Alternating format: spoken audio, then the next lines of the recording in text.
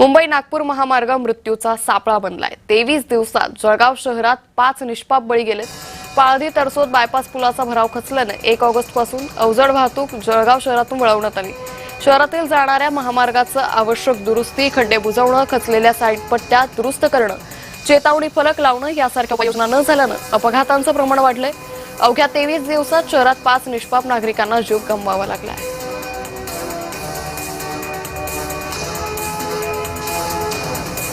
प्रशासनाने नीट लक्ष द्यावे, रस्त्याची डागडुजी नीट करावी जेणेकरून अपघात होणार नाही। नशिराबाद जवळ बंद पडलेला रस्ता चालू करावा म्हणजे जळगाव मधून ट्रॅफिक कमी होईल आणि जे बळी जातील त्यांची संख्या कमी होईल। खूप अडचण होते इथं बघा। आता आम्हाला खड्ड्यांविषयी माहिती अशी हवी की बा हे एवढे खड्डे खूप प्रशासन काहीच लक्ष देत नाही। हो काय सांगू तुम्हाला, रस्त्याला जात असताना भीती वाटते, खड्डे वगैरे लागतात आणि त्यानंतर 5 जणांचा बळी गेलेला आहे।